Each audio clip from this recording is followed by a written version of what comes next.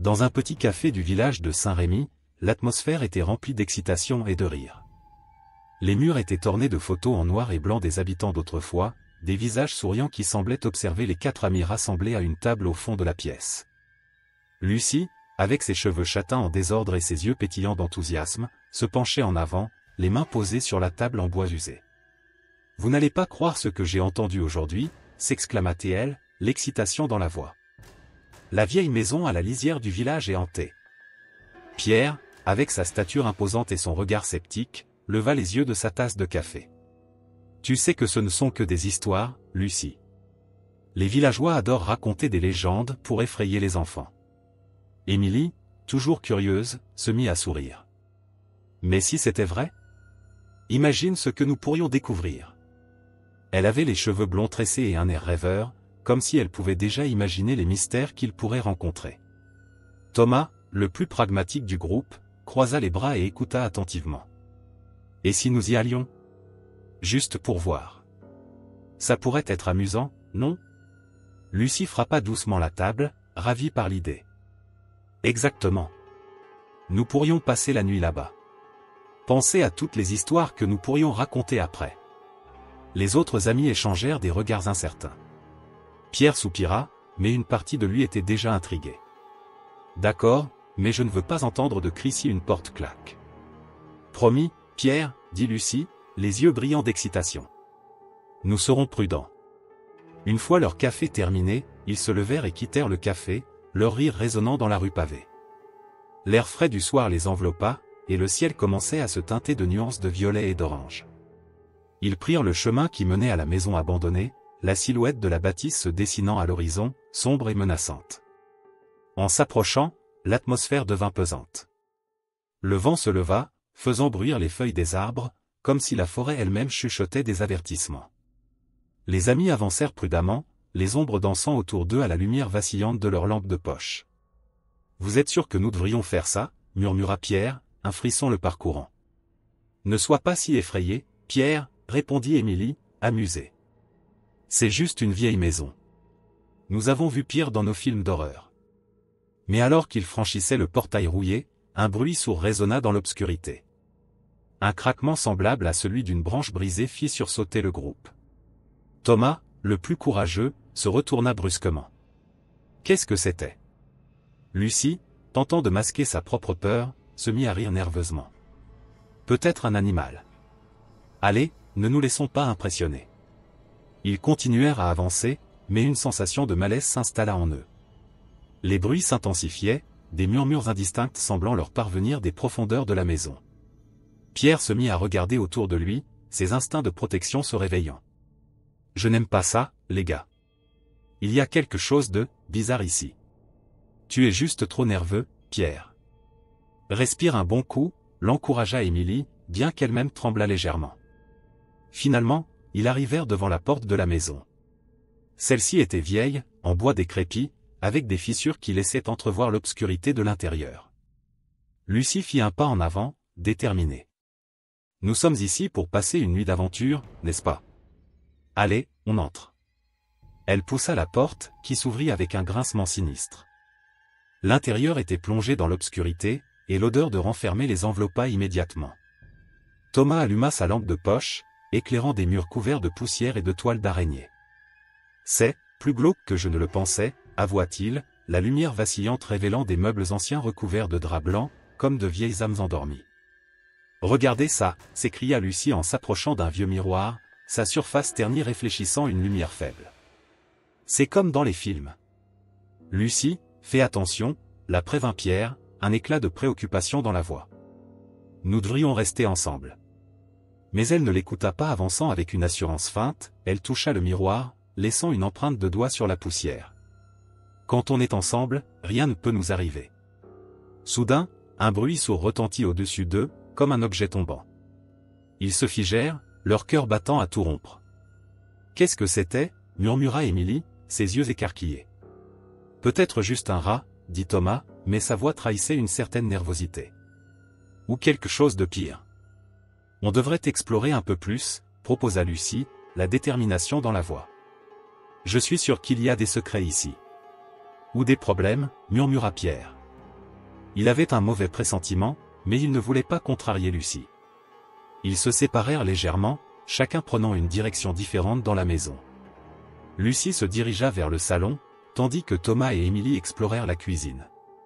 Pierre, quant à lui, décida de monter à l'étage, attiré par des bruits étranges qui semblaient provenir de là-haut. En grimpant les escaliers grinçants, il sentit une présence derrière lui, comme si quelqu'un l'observait. Se retournant brusquement, il ne vit rien d'autre que l'obscurité. « Pourquoi je fais ça ?» se murmura-t-il, mais la curiosité le poussait à continuer. Il atteignit le palier, où une porte entr'ouverte laissait échapper une lueur vacillante. « Lucie » appela-t-il, mais aucune réponse ne vint. Il s'avança prudemment, le cœur battant, prêt à faire face à ce qu'il pourrait découvrir. Dans la pièce, il trouva des objets oubliés, des jouets d'enfants, des livres décolorés, et des photos jaunies accrochées au mur. L'angoisse l'envahit, et il se demanda si ce lieu abritait encore les âmes de ceux qui y avaient vécu.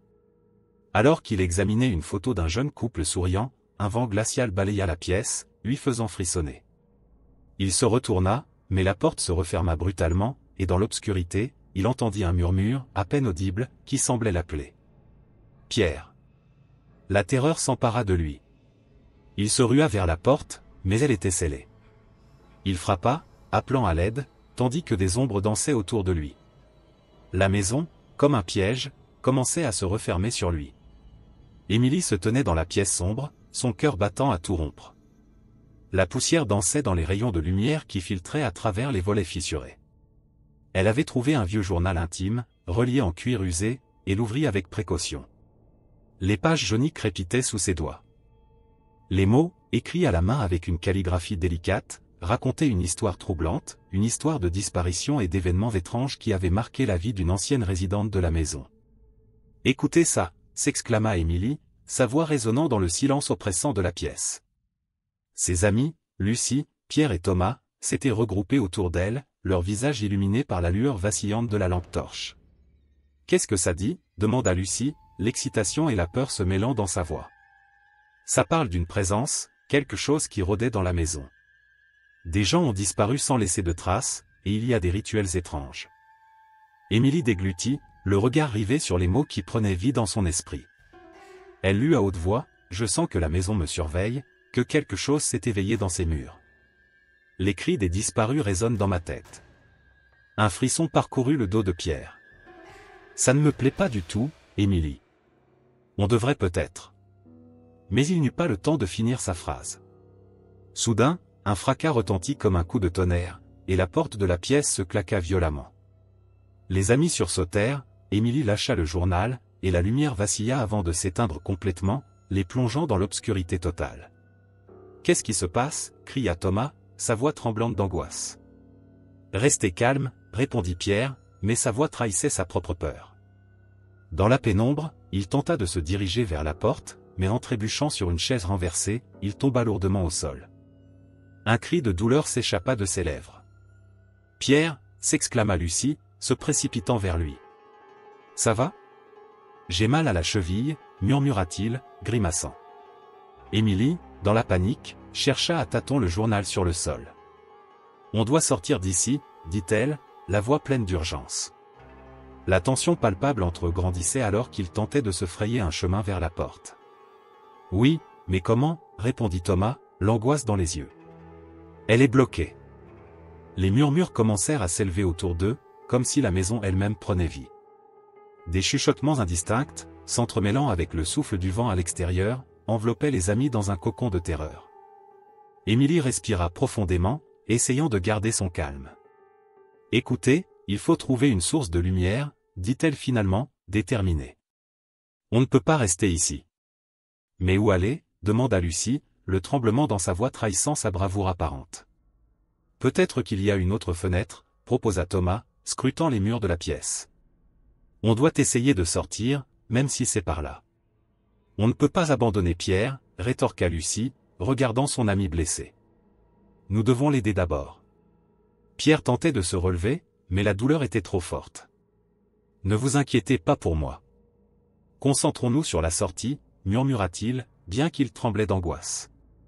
Émilie se pencha et attrapa le bras de Pierre pour l'aider à se lever, tandis que Thomas cherchait désespérément une solution. La panique les envahissait, les murmures devenant de plus en plus forts, comme si la maison se moquait de leur désespoir. « Regardez, là !» s'écria Thomas, pointant une petite fenêtre, à moitié cachée par des toiles d'araignée. « Nous pourrions essayer de passer par là. »« C'est trop petit, » répondit Lucie, son visage blême. « N'importe quoi est mieux que de rester ici, » insista Émilie, le regard fixé sur la fenêtre. Pierre, toujours en proie à la douleur, se força à marcher, s'appuyant sur Émilie pour avancer.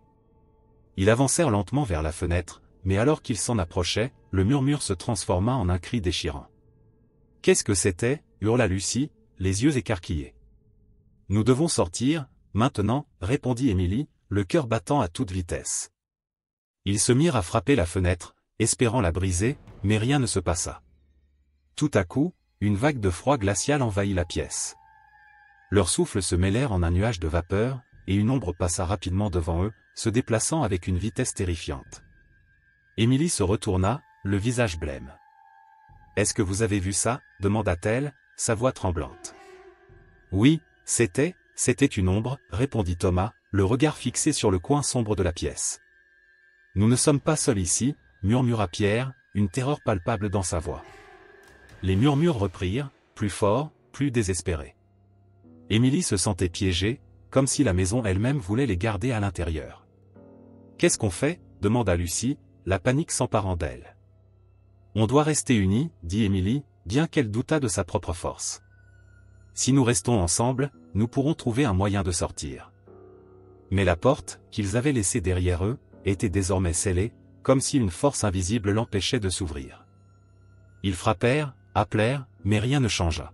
« On est piégés » murmura Thomas, la peur dans les yeux. « Non, il doit y avoir un moyen » insista Émilie, en cherchant désespérément une issue. Mais alors qu'ils essayaient de trouver une solution, le froid devint insupportable. Les murmures se transformèrent en cris, résonnant dans leur tête comme une symphonie de désespoir. Émilie ferma les yeux, essayant de se concentrer, mais elle ne pouvait échapper à la réalité terrifiante qui les entourait. Leurs esprits commençaient à vaciller alors que la tension montait.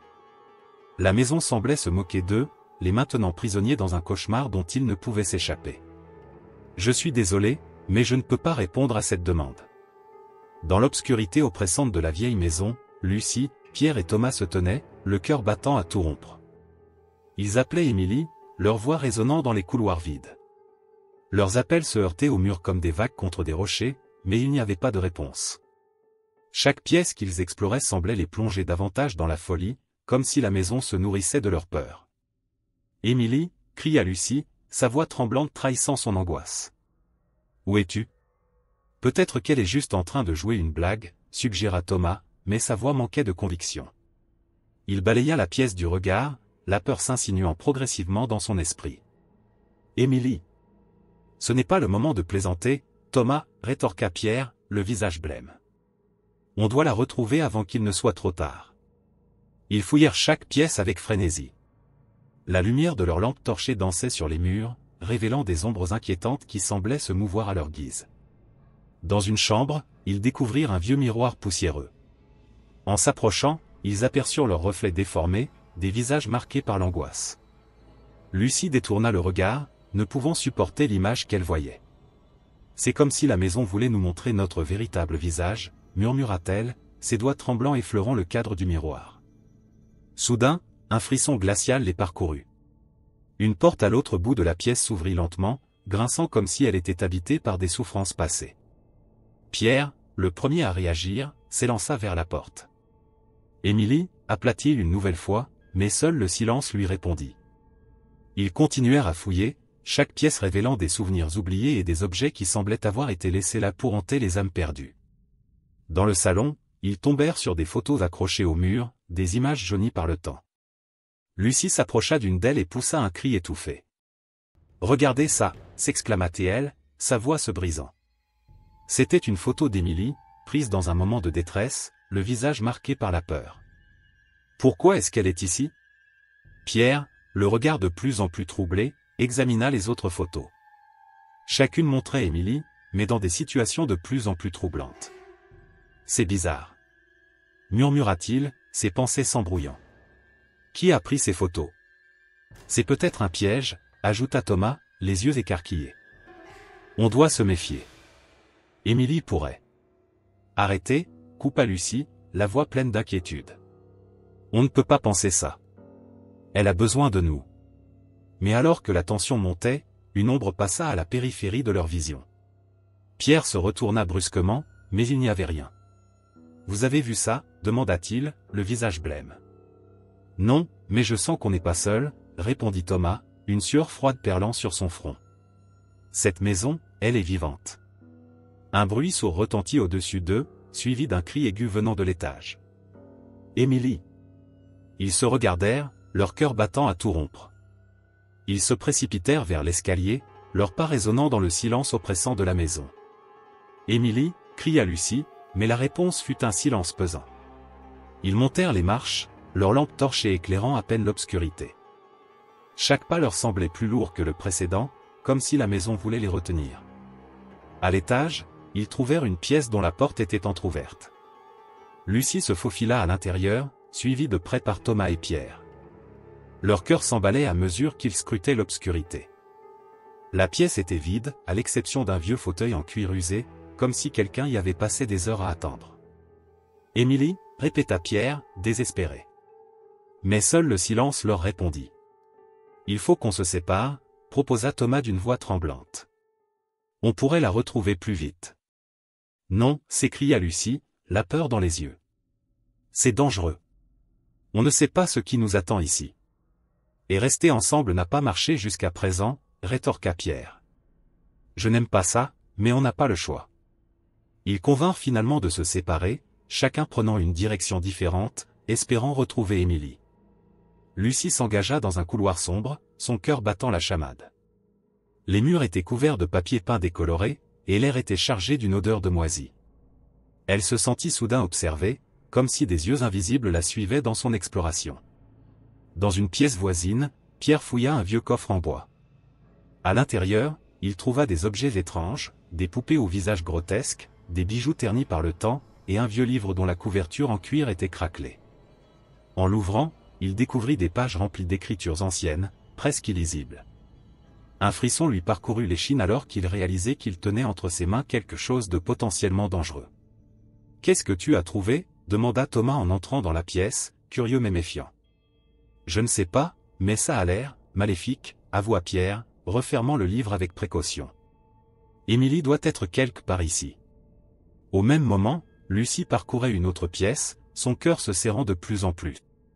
Des bruits chuchotés résonnaient autour d'elle, et un frisson d'horreur lui parcourut le dos.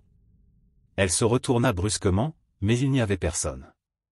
L'atmosphère était lourde, comme si la maison elle-même avait décidé de se liguer contre eux. « Émilie » cria-t-elle encore une fois, mais sa voix se perdit dans l'écho des murs. Soudain, elle aperçut une silhouette dans le coin de la pièce. Elle s'approcha lentement, mais au fur et à mesure qu'elle avançait, la silhouette semblait s'évanouir dans l'air. « Émilie » demanda-t-elle timidement, mais la figure disparut. Lucie se sentit prise de panique.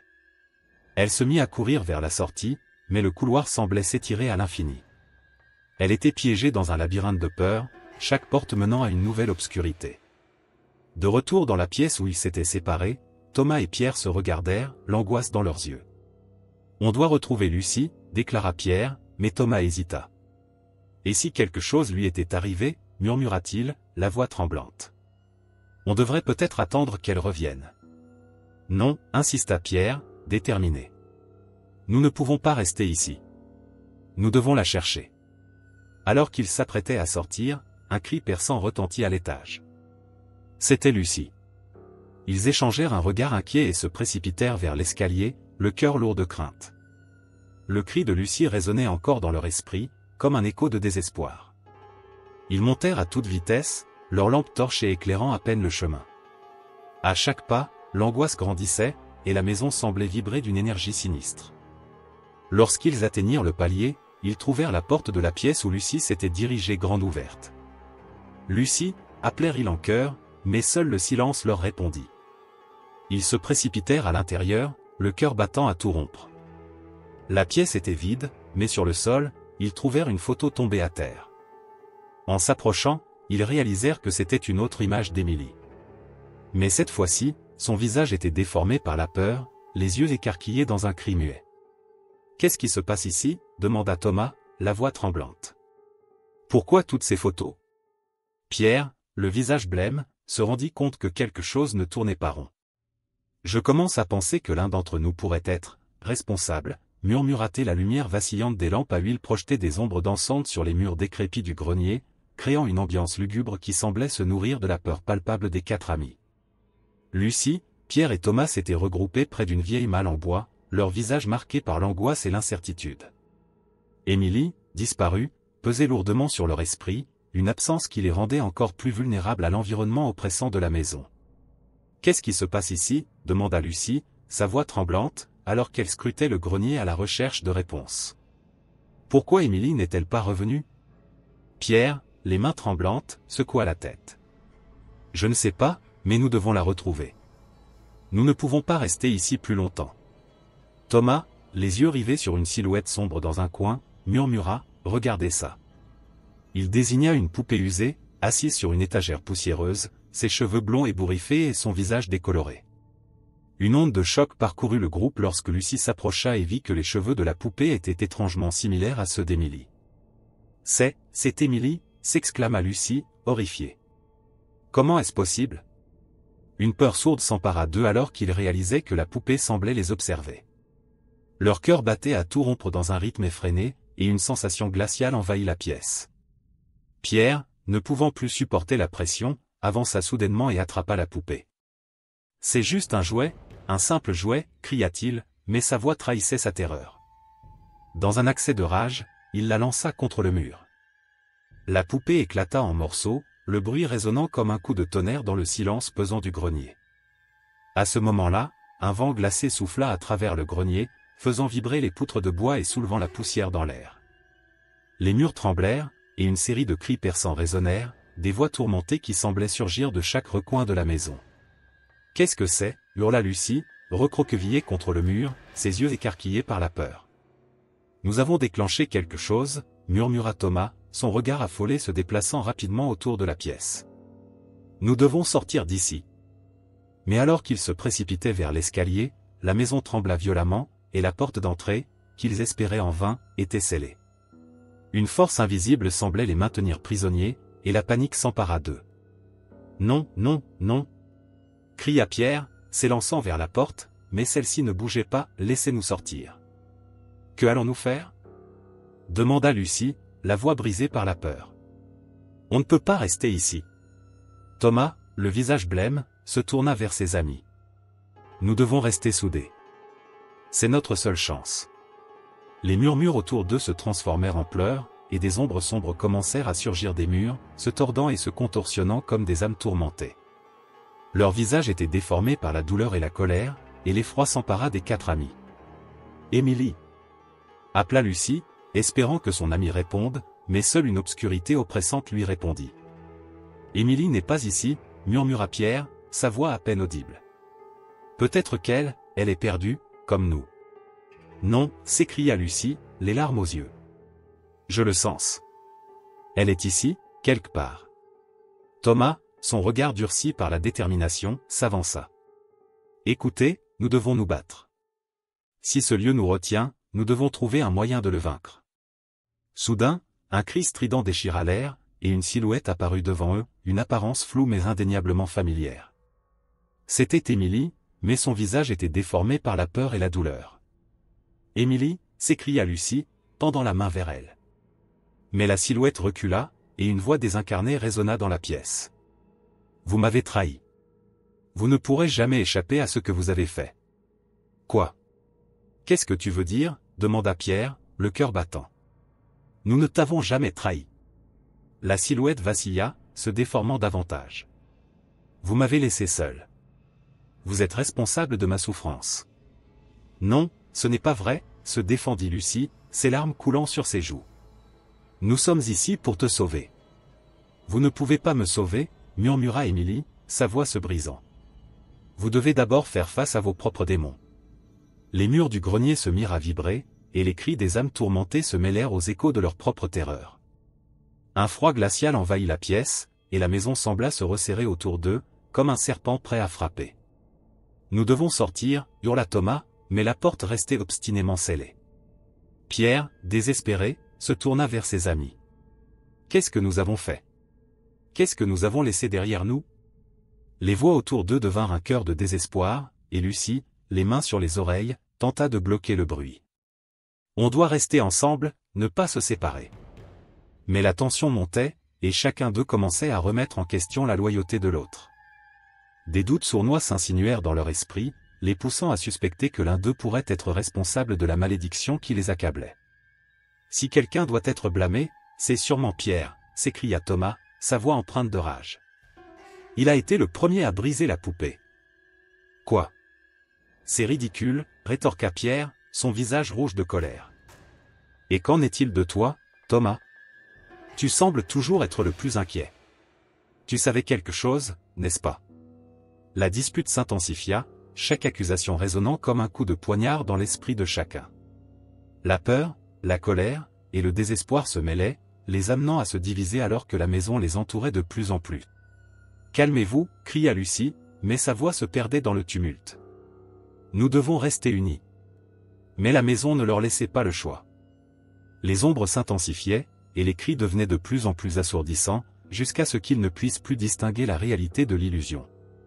La maison, avec tous ses secrets sombres, semblait les engloutir, et il devenait de plus en plus évident que la véritable horreur ne venait pas seulement de l'endroit, mais aussi de l'intérieur de leur propre cœur. Le vent hurlait à travers les fissures des murs de la vieille maison, résonnant comme un écho lugubre des pleurs d'âmes tourmentées.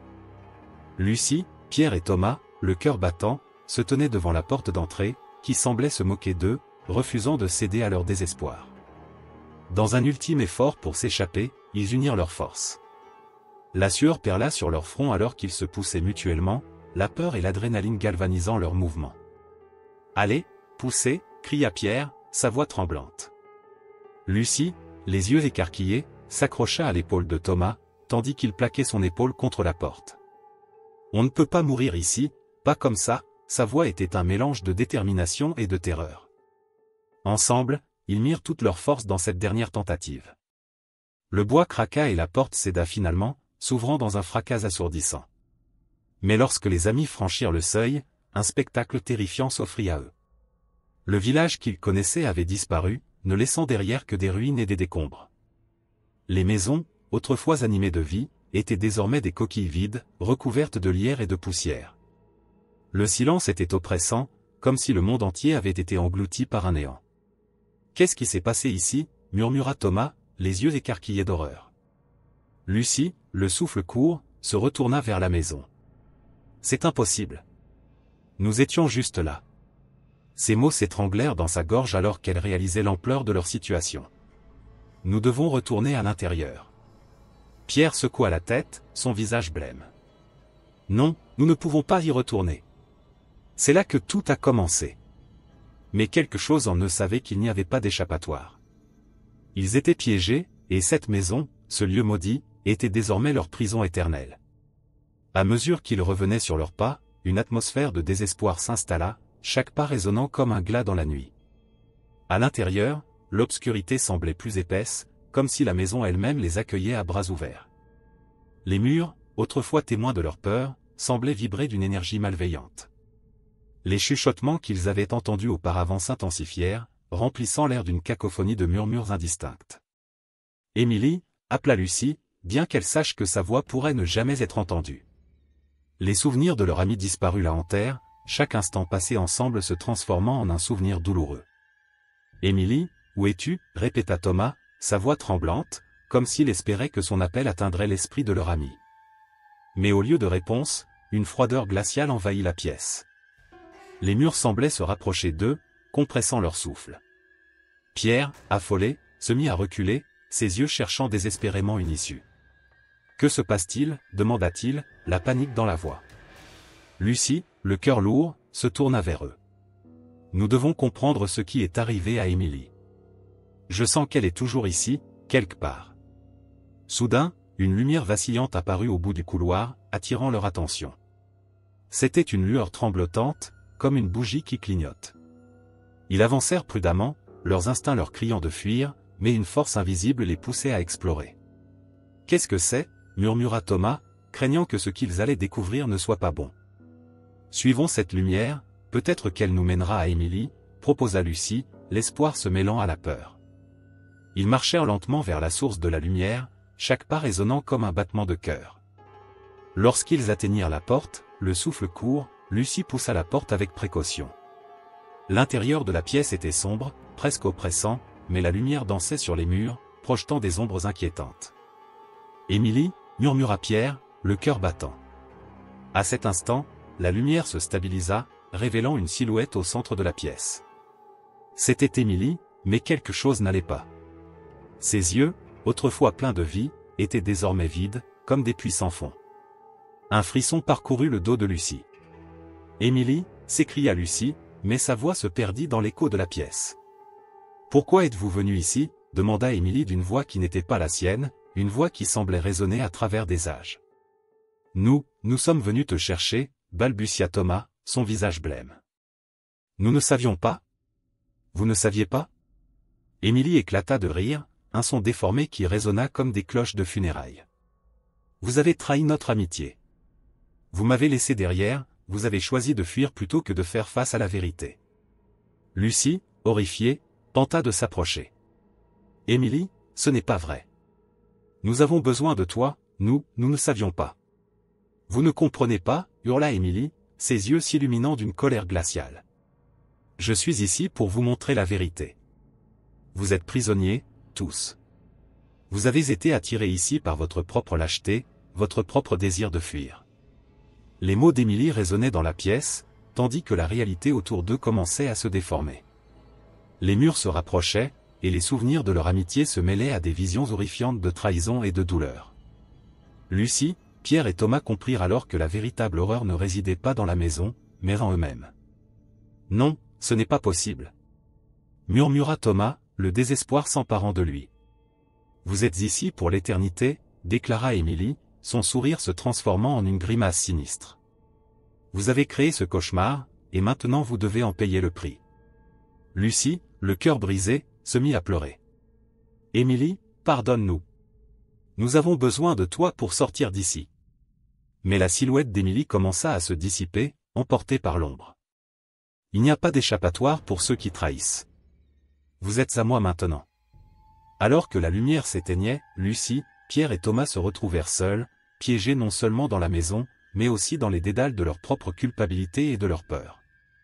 Leurs cris résonnèrent dans l'obscurité, mais aucun écho ne leur répondit, seulement le silence éternel de leur nouvelle réalité. Et ainsi, ils réalisèrent que l'horreur qu'ils avaient cherché à fuir était, en fin de compte, ce qu'ils avaient créé ensemble.